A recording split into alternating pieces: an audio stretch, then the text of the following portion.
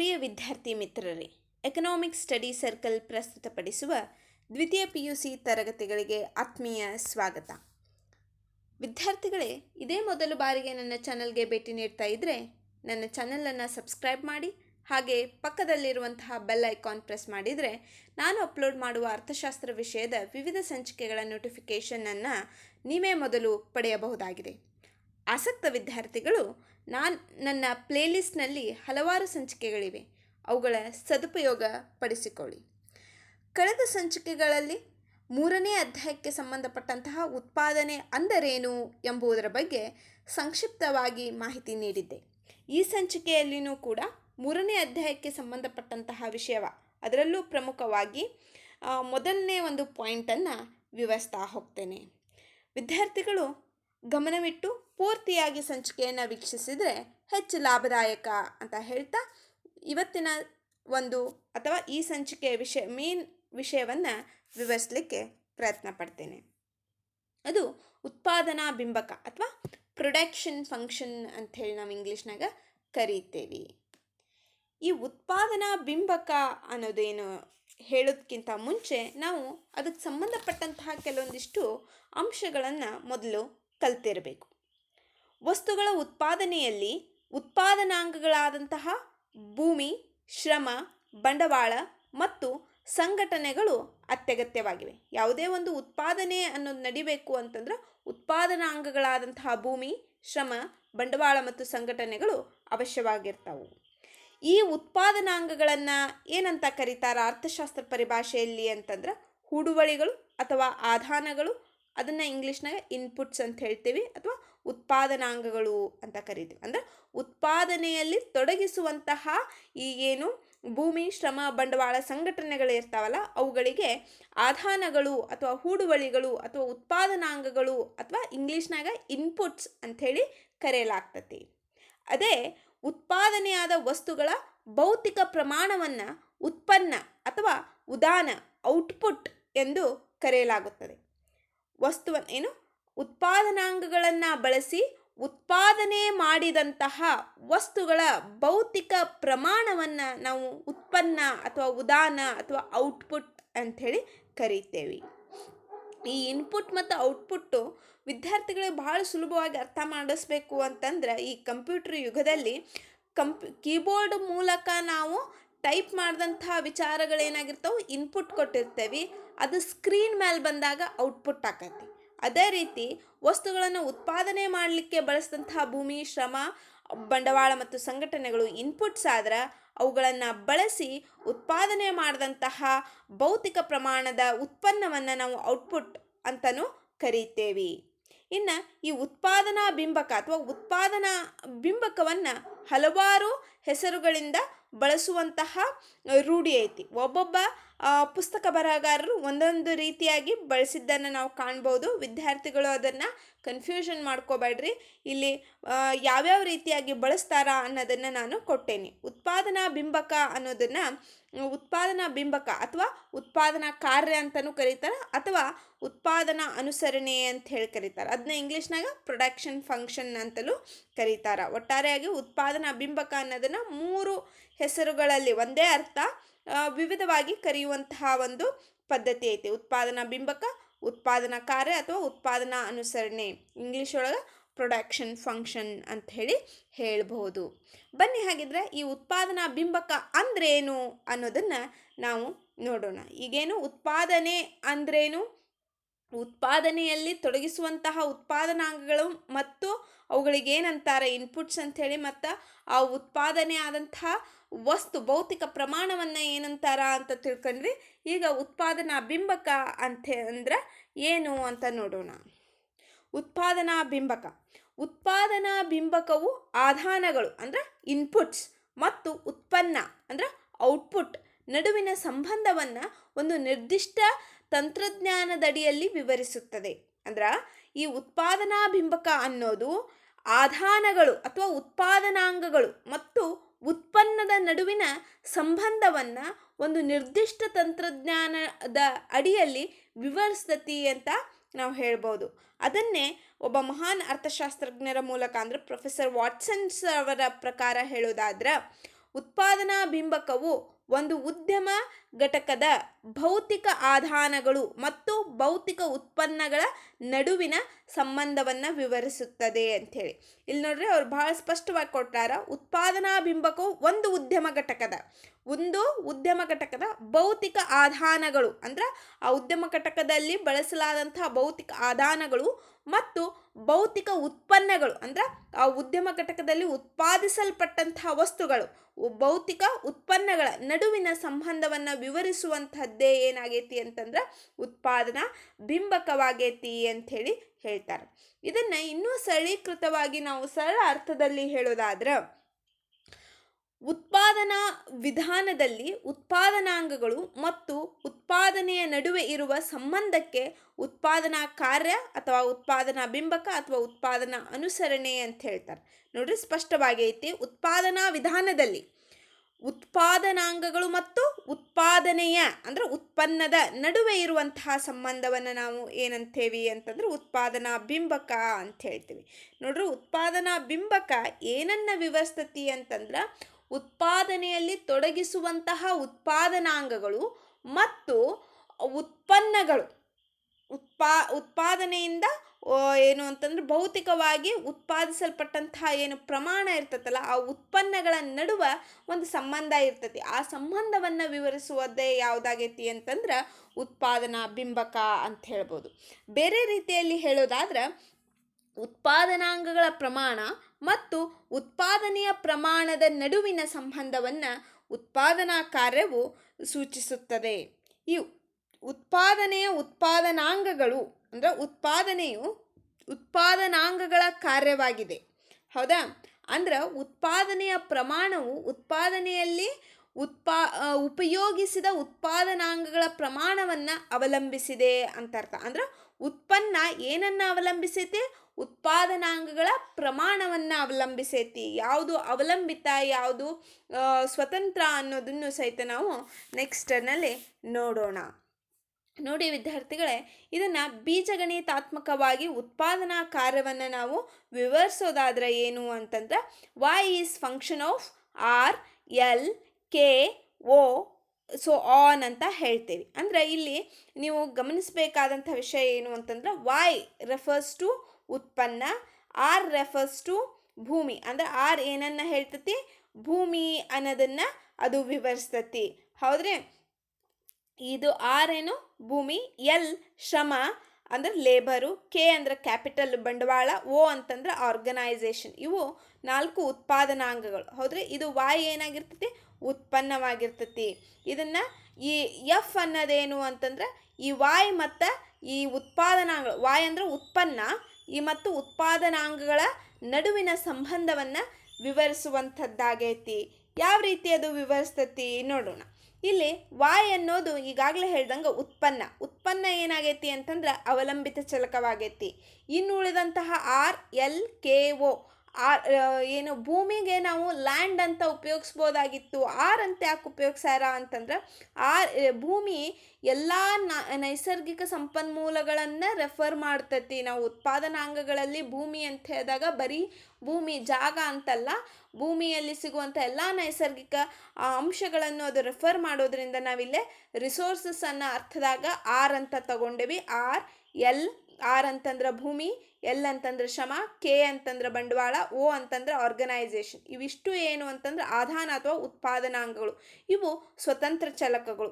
ಇವುಗಳಲ್ಲಿನ ಬದಲಾವಣೆ ಅಂದರೆ ಇವುಗಳನ್ನು ಹೂಡಿಕೆ ಮಾಡುವ ಪ್ರಮಾಣದ ಆಧಾರದ ಮೇಲೆ ಒಂದು ವಸ್ತುವಿನ ಉತ್ಪನ್ನ ವಾಗ್ತತಿ. ಹಾಗಾಗಿ ಈ ಉತ್ಪಾದನಾಂಗಗಳು ಸ್ವತಂತ್ರ ಚಲಕಗಳಾಗಿದ್ದು ಈ ಉತ್ಪನ್ನ ಅವಲಂಬಿತ ಚಲಕವಾಗೈತಿ. ಈ ಮತ್ತು ಉತ್ಪನ್ನ ಮತ್ತು ಉತ್ಪಾದನಾಂಗಗಳ ನಡುವಿನ ಸಂಬಂಧವನ್ನು ಈ ಎಫ್ ವಿವರಿಸ್ತೈತೆ. ಅಂದರೆ ಉತ್ಪನ್ನ ಮತ್ತು ಉತ್ಪಾದನಾಂಗಗಳ ಕಾರ್ಯಬಿಂಬಕವನ್ನು ವಿವರಿಸೋದು ಈ ಎಫ್ ಆಗೈತಿ.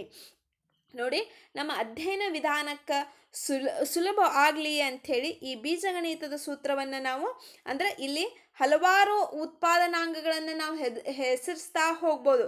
ಕಾಲ ಕಳೆದಂತೆ ಆಧುನಿಕತೆ ಹೆಚ್ಚಾದಂತೆ ಇಲ್ಲಿ ನಾವು ಹಲವಾರು ಕ್ಯಾಪಿಟಲ್ ಫ್ಯಾಕ್ಟರ್ ಆಫ್ ಪ್ರೊಡಕ್ಷನ್ ಉತ್ಪಾದನಾಂಗಗಳನ್ನು ಹೆಸರಿಸ್ಬೋದು. ಹೌದಾ?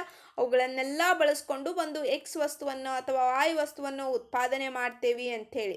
ಆದ್ರೆ ಈ ಒಂದು ಉತ್ಪಾದನಾ ಕಾರ್ಯಬಿಂಬಕವನ್ನು ವಿವರಿಸಲಿಕ್ಕೆ ಸುಲಭವಾಗಲಿ ಅಂಥೇಳಿ ಇಲ್ಲಿ ನಾವು ಏನು ಅಂತಂದ್ರೆ ಎರಡೇ ಉತ್ಪಾದನಾಂಗಗಳನ್ನು ತಗೊಂಡೇವಿ, ಒಂದು ಎಲ್ ಮತ್ತು ಒಂದು ಕೆ. ಅಂದ್ರೆ ಕೆ ಎಲ್ ಅಂತಂದ್ರೆ ಶ್ರಮ, ಕೆ ಅಂತಂದ್ರೆ capital. y is function of L and K.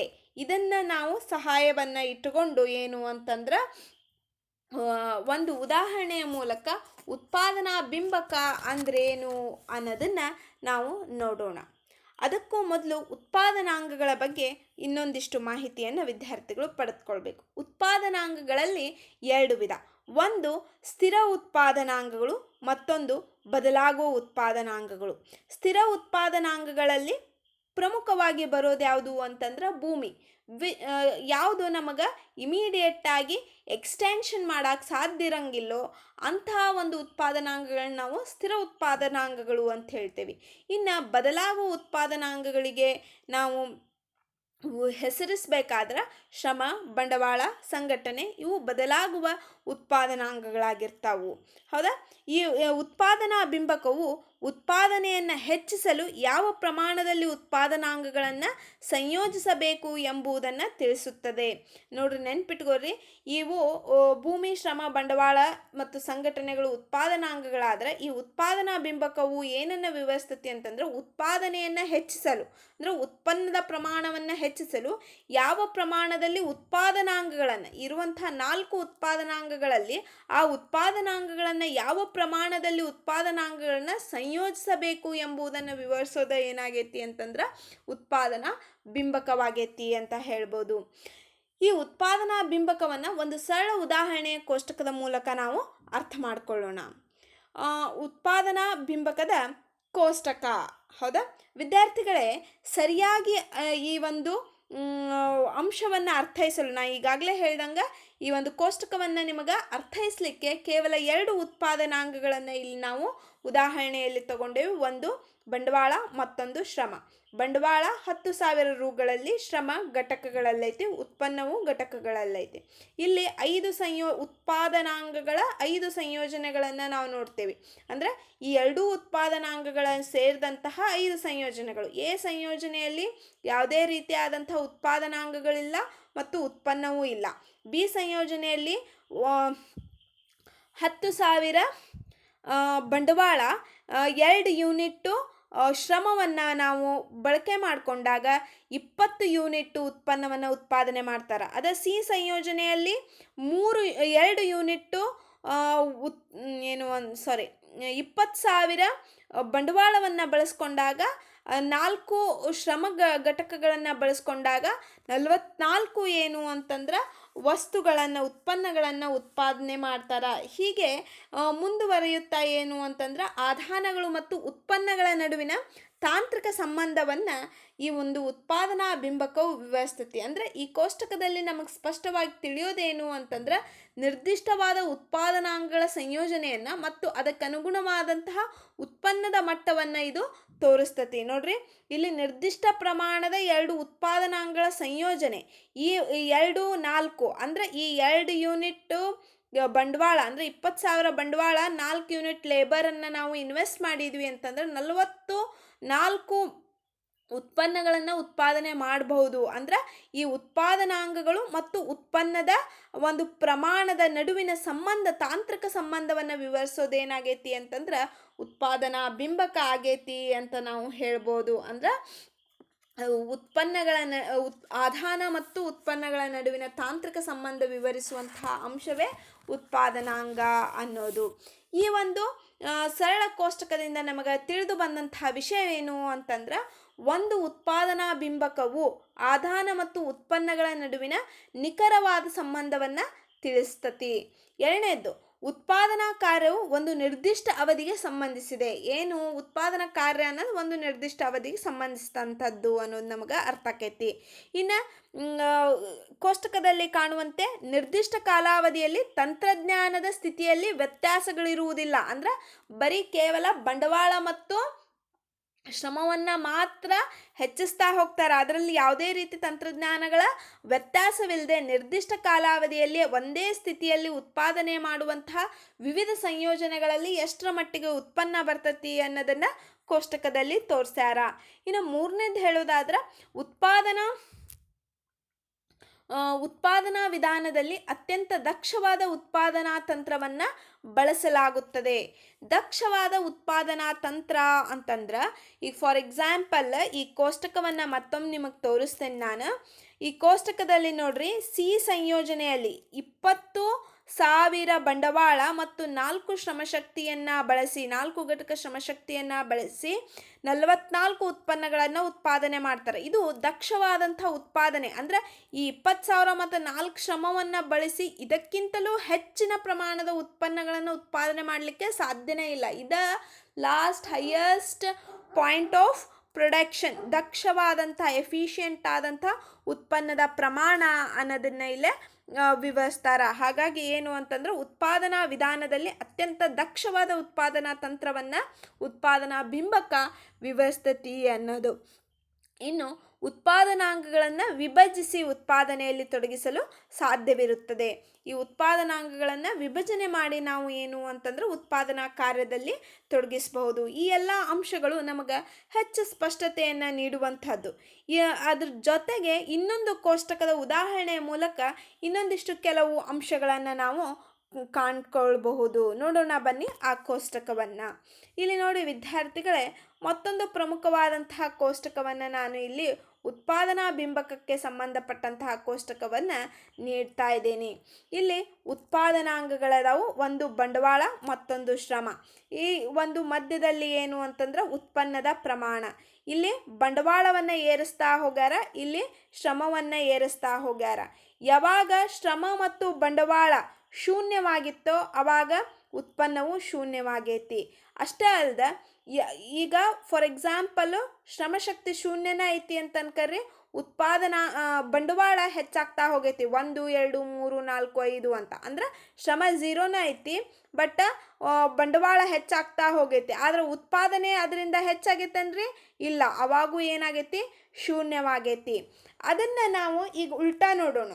ಬಂಡವಾಳ ಶೂನ್ಯವಾಗಿಟ್ಟು ಶ್ರಮಶಕ್ತಿಯನ್ನು ಹೆಚ್ಚು ಮಾಡ್ತಾ ಹೋಗೋಣ. 1 ಲೇಬರು, 2 ಲೇಬರು, 3 ಲೇಬರು, 4 ಲೇಬರು ಹೆಚ್ಚು ಮಾಡ್ತಾ ಹೋದ್ರು ಉತ್ಪನ್ನದ ಪ್ರಮಾಣ ಏನಾಗೈತ್ರಿ, ಶೂನ್ಯವಾಗಿನ ಐತಿ.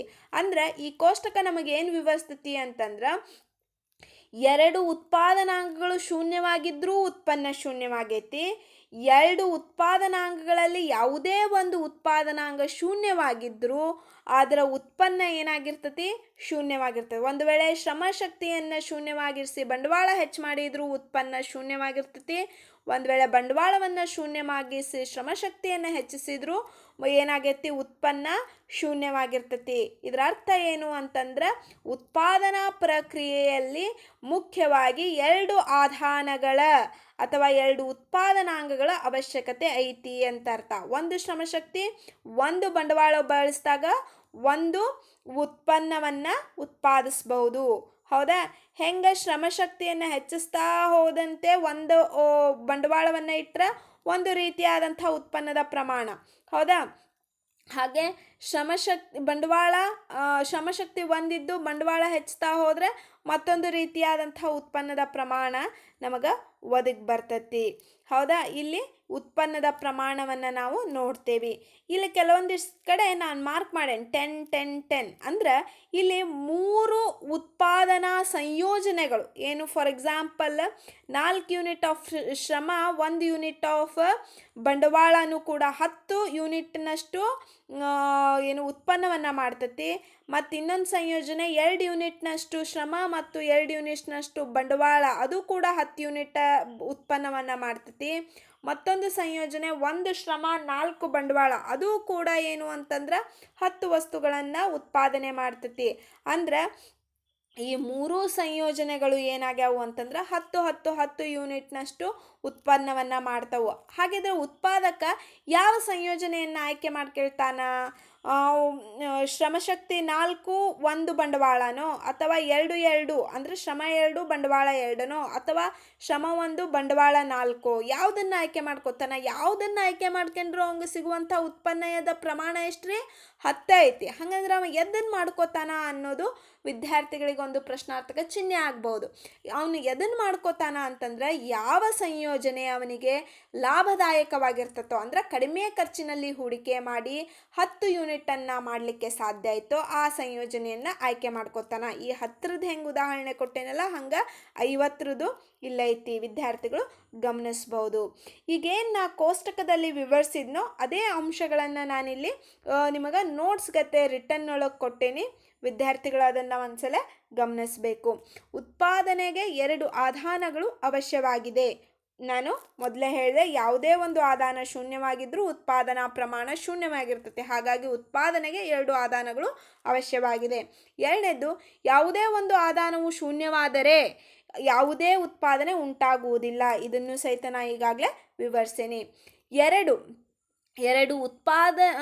ಎರಡು ಧನಾತ್ಮಕ ಆಧಾನಗಳು ಧನಾತ್ಮಕ ಉತ್ಪನ್ನವನ್ನು ನೀಡುತ್ತವೆ. ಅಂದ್ರೆ ಶೂನ್ಯದಿಂದ ಮೇಲ್ ಬಂದಂಗೆಲ್ಲ 2 ಧನಾತ್ಮಕ ಆಧಾನಗಳು ಅಂದರೆ 1 2 3 1 2 3 ಅಂತ ಹಿಂಗೆ ಹೋದಂಗೆಲ್ಲ ಆ 2 ಧನಾತ್ಮಕ ಆಧಾನಗಳು ಧನಾತ್ಮಕವಾದಂಥ ಹೆಚ್ಚು ಉತ್ಪನ್ನವನ್ನೇ ಮಾಡ್ತಾ ಹೋಗ್ತಾರೆ. ನೋಡ್ರಿ, ಇಲ್ಲಿ ಲಾಸ್ಟ್ ಪಾಯಿಂಟ್ನಾಗ 6 ಬಂಡವಾಳ 6 ಶ್ರಮವನ್ನು ಹಾಕಿದಾಗ ಅತಿ ಹೆಚ್ಚಿನ ಮಟ್ಟದಂತಹ ಒಂದು ಉತ್ಪನ್ನವನ್ನು ಉತ್ಪಾದನೆ ಮಾಡ್ಯಾರ 60ರಷ್ಟು. ಅಂದ್ರೆ 2 ಧನಾತ್ಮಕ ಆಧಾನಗಳು ಹೆಂಗೆ ಆಧಾನಗಳು ಹೆಚ್ಚಾಗ್ತಾ ಹೋಗ್ಯಾವೋ 2ರದ್ದು, ಹಂಗೆ ಉತ್ಪಾದಕತೆಯ ಪ್ರಮಾಣನೂ ಸಹಿತ ಹೆಚ್ಚಾಗಿ ಹೈಯೆಸ್ಟ್ ಪಾಯಿಂಟನ್ನು ರೀಚ್ ಆಗಿರೋದನ್ನು ನೀವಿಲ್ಲೇ ಕಾಣ್ಬೋದು.